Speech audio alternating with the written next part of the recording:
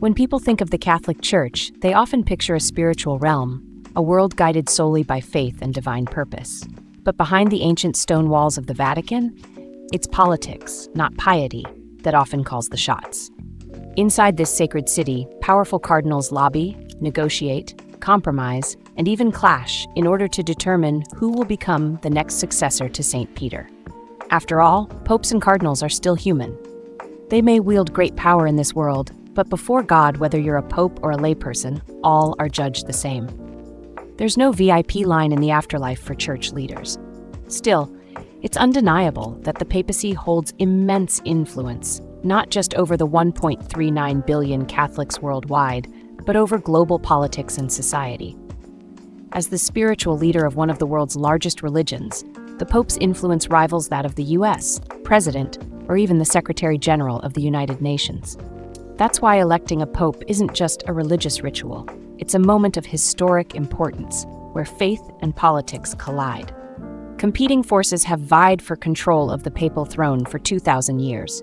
History has seen disputed conclaves, popes forced to resign, candidates eliminated behind closed doors, and even a legend of a female pope whose story was supposedly erased from history.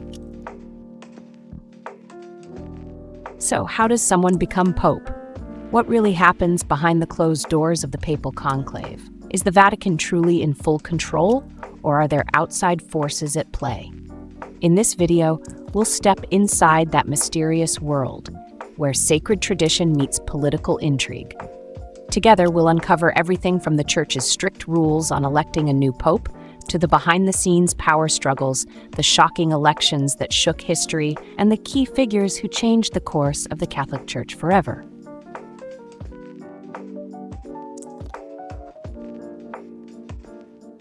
How did the Church come to be?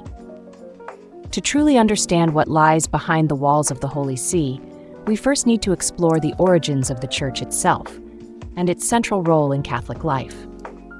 In fact, the Catholic Church dates back more than 2,000 years to the very time when Jesus Christ was still preaching across the land of Palestine. Among his disciples was a fisherman named Simon, son of Jonah. He wasn't a nobleman or a scholar, just an ordinary man who cast his nets in the Sea of Galilee. Yet Simon would become one of Jesus' most faithful followers. One day, Jesus said something to Simon that would later become the cornerstone of the entire Catholic Church. "You are Peter, and on this rock I will build my church, and the gates of hell shall not prevail against it. I will give you the keys to the kingdom of heaven. Whatever you bind on earth shall be bound in heaven, and whatever you loose on earth shall be loosed in heaven." These words marked the beginning of a spiritual and political institution that would last for over 2 millennia, the Catholic Church. Jesus himself chose Peter to lead his followers, and that is why Peter is considered the first pope in Catholic tradition. After Jesus was crucified and resurrected, Peter became the leader of the apostles and the early Christian community. He traveled to Rome, then the center of global power, to spread the good news. But under the reign of Emperor Nero, one of the most infamous persecutors of Christians in Roman history, Peter was arrested and sentenced to death. According to tradition, he chose to be crucified upside down, believing he was unworthy to die in the same manner as his Lord. The place of his execution would later become the most sacred site in Catholicism, St. Peter's Basilica, the symbol of Vatican authority. From that moment on, those who succeeded Peter as leaders of the Church were called popes. But how does someone become pope? It's not a matter of inheritance. A pope must be elected, a process meant to ensure that the most worthy candidate will guide the Church and lead the mission of faith around the world. And that is where the real battle begins. The cardinals, the most powerful figures in the Church after the Pope, gather to elect the next pontiff, a process that takes place immediately after the previous pope dies.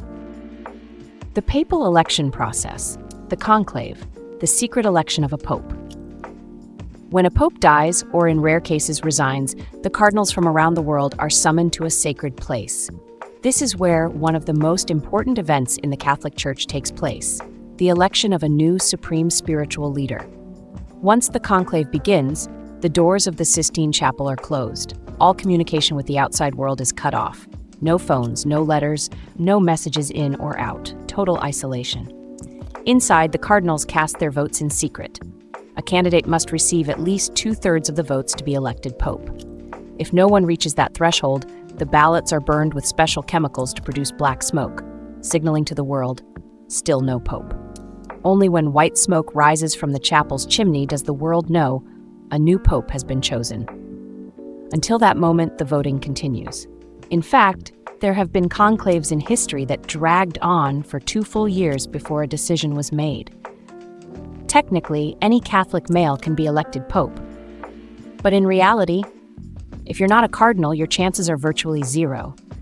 For the past 6 centuries, every pope has been chosen from within the College of Cardinals, and even wearing the red robes of a cardinal doesn't guarantee anything.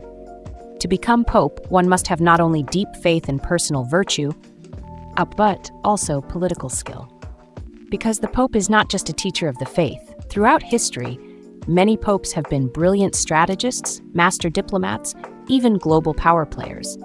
They've crowned kings, declared wars, and shaped the fate of entire nations. The Vatican may be less than 1 square kilometer in size, but its influence reaches across the world. That's why, to become pope, a cardinal needs the backing of powerful factions within the conclave, and a clear vision that can win over as many fellow cardinals as possible.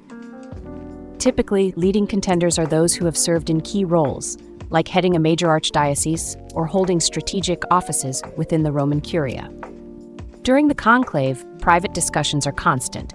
Cardinals negotiate, form alliances, compromise, to raise one candidate or eliminate another. Some enter the conclave as frontrunners, with strong support, only to be pushed aside at the final moment. Others, seemingly long shots, rise through the chaos as the only figure able to unite opposing camps. And just like that, a pope is born. Factions within the Church. There was only one time in history when a pope was elected solely for his virtue and unwavering faith in God. Ironically, that turned out to be one of the Church's greatest mistakes. We'll get into the full story later. In modern times, popes are chosen not just for who they are, but for what they represent, whether it's a set of ideals or a vision for the future of the Church. Inside the Vatican, there has always been a deep divide between 2 major factions, the conservatives and the reformists. The conservative camp believes that the Church has survived for thousands of years precisely because of the stability of its doctrines and traditions. To them, the core teachings of Catholicism are timeless, unchanged, and unchangeable, regardless of how much the outside world evolves. They reject reforms that could shake the foundations of the faith, especially on social and moral issues such as same-sex marriage, abortion rights, or the role of women in society. Supporters of this view typically seek a strong, uncompromising pope, someone who will not bend under external pressures.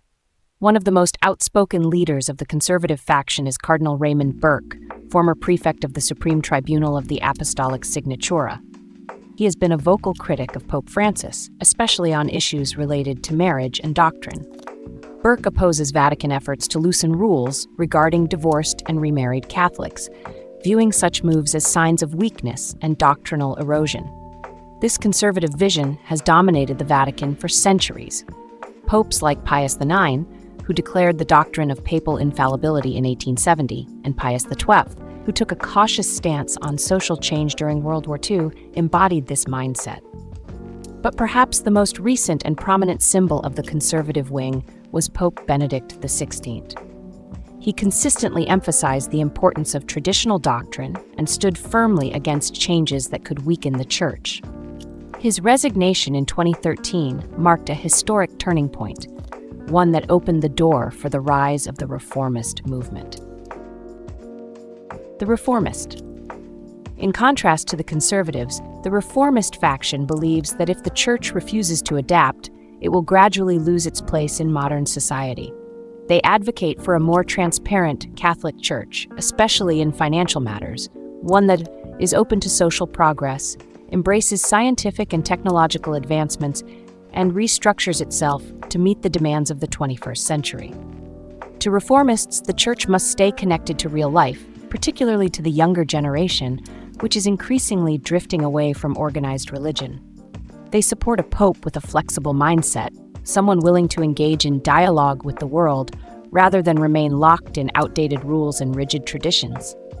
The most prominent figure representing this movement is Pope Francis. From the very beginning of his papacy, Francis launched a wave of bold reforms, cleaning up Vatican finances, simplifying rituals, and adopting a more open stance on issues such as homosexuality, the role of women, and social justice. He famously shocked the world when he said, "If someone is gay and seeks God with goodwill, who am I to judge?" Though Pope Francis has earned widespread support for his progressive reforms, the conservative faction remains powerful, and they are patiently waiting for an opportunity to regain control. Figures like Cardinal Robert Sarah and Cardinal Raymond Burke continue to wield considerable influence behind the scenes. Meanwhile, reformists are pushing for even deeper change, hoping to keep the Church relevant in an ever-changing world. The hidden powers within the Vatican. The ideological divide between conservatives and reformists is just the tip of the iceberg. Behind the scenes, the Vatican is home to powerful factions that have shaped the Church for centuries. These aren't just two opposing sides, they're entrenched power networks, each with its own vision, strategies, and ambitions. One of the most influential of these is the Italian cardinal bloc. For over 400 years, from the 16th century until the late 20th century, the papacy was almost exclusively held by Italians. This wasn't just tradition, it was the result of a deep-rooted network of power within the Roman Curia, where Italian cardinals held control over the most important offices of the Vatican. After all, the Holy See itself is located in the heart of Rome. But in 1978, something unprecedented happened. A non-Italian pope was elected. John Paul II, from Poland, marked a historic turning point and a shocking upset for the Italian cardinals. Although they lost their exclusive hold on the papacy, they did not lose their influence. Even today, Italian cardinals still control many key departments within the Curia, exerting significant influence over the Vatican's financial and political decisions. Ideologically, the Italian faction tends to lean conservative.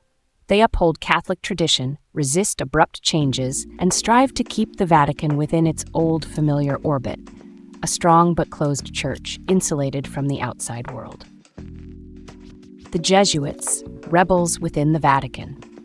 If the Italian cardinal bloc represents tradition, then the Jesuits are the rebels within the Vatican. Known as the most intellectual and powerful order in the Catholic Church, the Jesuits have also been persecuted by the very institution they served. One of their most notable figures was Alexandre de Rhodes, a Jesuit missionary who helped create the modern Vietnamese alphabet. In 1773, the Society of Jesus was suppressed under pressure from European monarchies. The reason? They had become too powerful, too independent, and too difficult to control. Even after being disbanded by the Vatican, the Jesuits continued to operate in the shadows, maintaining their networks and biding their time. More than a century later, they were restored. But the biggest turning point came in 2013, when a Jesuit priest was elected pope for the first time in history. That man was Pope Francis. His rise was not just a personal triumph, but a symbolic victory for the Jesuit order, proof that they had regained influence within the Vatican.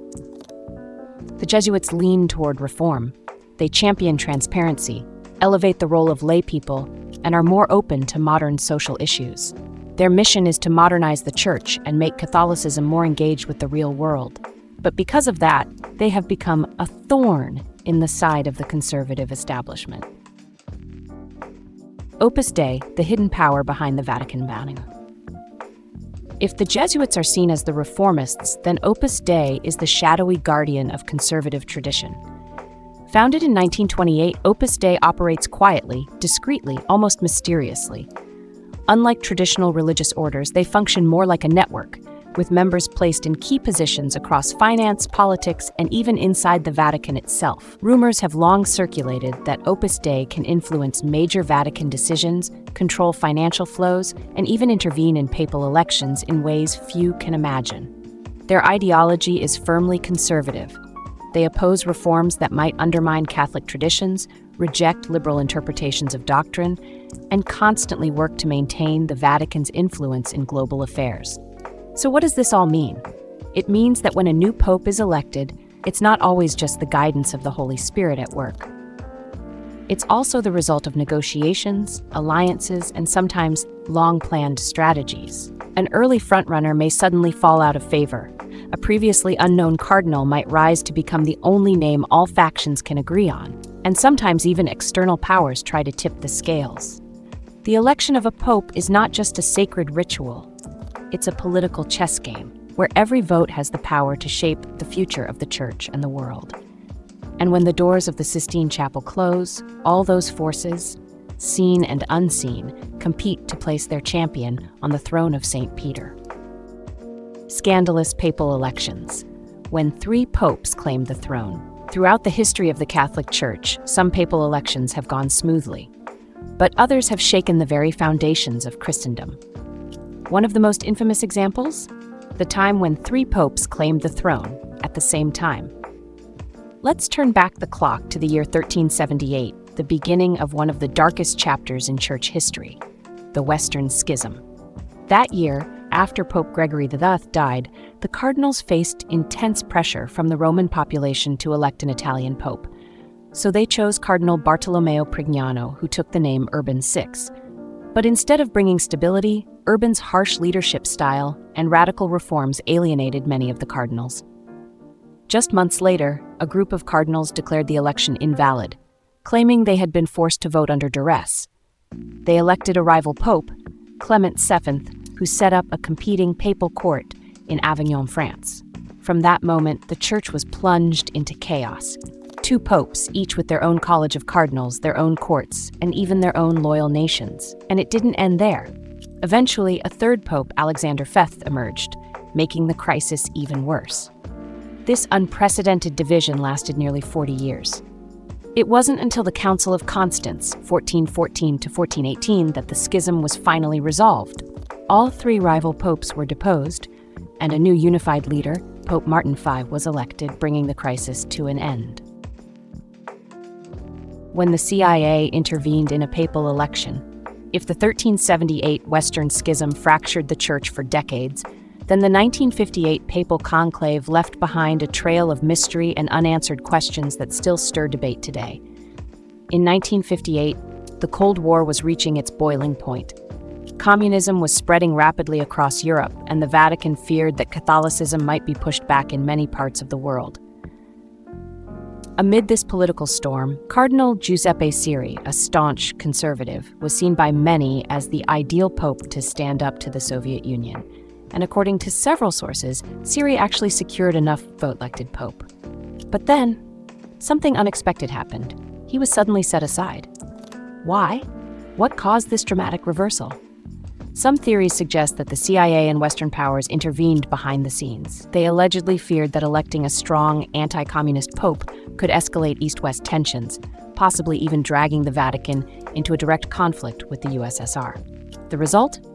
Cardinal Angelo Roncalli, seen as a more moderate and open-minded candidate, was elected instead. He became Pope John XIII, and one of his very first actions, he convened the Second Vatican Council, Vatican II, initiating a sweeping wave of reforms that transformed the Catholic Church, ushering in a new era of openness and liberalization, much to the dismay of the conservative faction that had hoped to hold the line. Francis was surprised by his own election way. If the 1958 conclave bore the shadow of CIA interference, then the 2013 conclave was nothing short of a fierce battleground between rival factions within the Vatican itself. This time, the Church faced a different kind of crisis. Pope Benedict XVI announced his resignation, a decision virtually unprecedented in modern history. The world asked, why would a pope step down from the throne of St. Peter? Some said it was due to health reasons. Others believed he could no longer bear the weight of financial scandals and internal divisions tearing through the Church. All predictions at the time focused on 2 frontrunners, Cardinal Angelo Scola of Italy and Cardinal Marc Ouellet of Canada, both seen as conservative and safe choices. But in the final rounds of voting, a name no one expected was announced, Jorge Bergoglio, a cardinal from Argentina. He wasn't a favorite.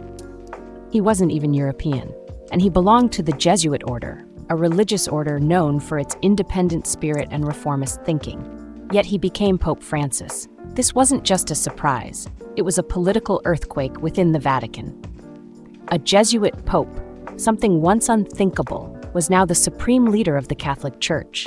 And whether by divine will or strategic compromise, Pope Francis would go on to transform the Church in ways no one had foreseen.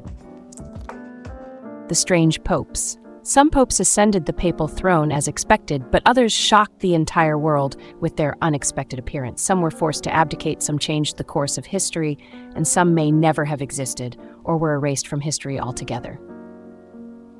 Pope Joan, the only female pope. One of the most mysterious tales is that of Pope Joan, a woman believed to have become pope in the 9th century. According to legend, she disguised herself as a man, rose through the church's ranks, and was eventually elected pope without anyone knowing her true identity. But one day, she gave birth during a public procession on the streets of Rome. The crowd was outraged, and various theories exist about her fate: execution, exile, or simply being erased from church records. Naturally, the Vatican denies the entire story and considers it nothing more than legend. Yet for centuries afterward, the papal enthronement ceremony included a peculiar ritual to verify that the candidate was indeed male. Was it just coincidence or a lingering trace of a real event? No one can say for sure. The tragedy of Pope Celestine V. If Pope Joan remains a mystery, then the story of Pope Celestine V is a pure tragedy. Pietro Angelieri was a hermit monk with no political ambition. He lived an ascetic life in a cave on Mount Morone in the Abruzzo region of Italy. According to some accounts, his reputation spread far and wide as a living saint, admired by many, even though he never sought fame or power. But in 1294, after 2 years of deadlock, the College of Cardinals failed to elect a new pope. As a compromise, they turned to Pietro, believing that his virtue would unify the church. It was a terrible mistake. When told he was to become pope, Pietro was reportedly terrified. He initially refused and even tried to flee, but under immense pressure, he eventually gave in. Upon his arrival in Rome, he did not ride a golden carriage or wear lavish robes. Instead, he rode a donkey and wore his old, worn monk's habit. Celestine V was deeply unfit to lead the complex machinery of the Vatican. He spoke little, struggled to make decisions, and was utterly naive to the intrigues and power games within the church. Just 5 months after his election, he did something almost unthinkable. He resigned. He became the first pope in history to voluntarily abdicate. But the story doesn't end there. His successor, Pope Boniface VIII, feared that Celestine might become a rallying point for opposition forces. To prevent this, Boniface had him imprisoned under the guise of protection. The former pope, over 80 years old, was confined in a remote, damp, and freezing cell in the fortress of Fumoni. This gentle old man, who had never harmed a soul, was left to die in misery and solitude. After 10 months of confinement, he passed away on May 19, 1296, at the age of 81. Some records say he died from illness and the harsh conditions, but others whisper a darker truth: that Boniface VIII ordered his assassination to eliminate any lingering threat once and for all.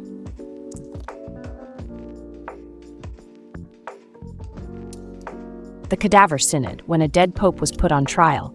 If Pope Celestine V faded into silence, then Pope Formosus became the center of one of the most bizarre and macabre events in the history of the Catholic Church, the Cadaver Synod.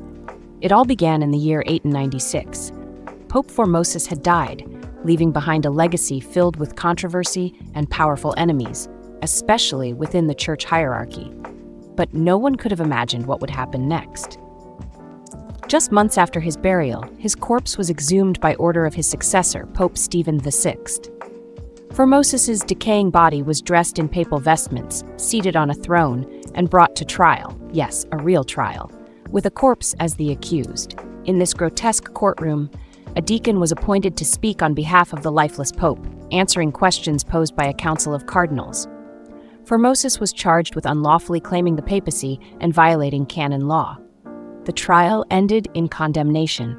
His corpse was stripped of its sacred garments, the fingers he once used to bless were severed, and finally, his body was thrown into the Tiber River. But the nightmare didn't end there. Just a few months later, Pope Stephen VI, who orchestrated the trial, was overthrown and murdered in a coup. Formosis's body was recovered from the river, reburied with honor, and the Church officially declared the cadaver synod invalid. Yet, the damage had been done. This morbid spectacle shook the faith of believers and stained the reputation of the Church, becoming one of the darkest and most disturbing chapters in Vatican history. The Reformist. When it comes to extraordinary popes, we cannot overlook Pope Francis, a man who has broken almost every rule set by his predecessors. As the first Jesuit pope in history and the first from South America, Francis comes from an entirely different world. From the moment he took office, he rejected the traditional luxuries of the papacy. He chose not to live in the apostolic palace, refused fancy cars, declined the traditional red shoes, and even cooks his own meals instead of using a private chef. But far more important than appearances are the deep structural and ideological reforms he has introduced to the Catholic Church. Francis has pushed for financial reform, cleaning up the Vatican Bank and promoting greater transparency. He opened dialogues with the LGBTQ+ community, softened the Church's stance on many social issues, and has advocated for a greater role for women within the Church hierarchy. Of course, such sweeping changes have sparked fierce opposition, especially from conservative factions. To them, Francis is a threat. They see him as a radical shaking the very foundations of Catholicism. Some even whisper that efforts are underway to replace him as soon as possible. Thank you for watching until the end of the video. If you found it interesting, don't forget to like, subscribe, and turn on the notification bell so you won't miss the next mysteries waiting beyond the veil. See you in the next mysterious journey.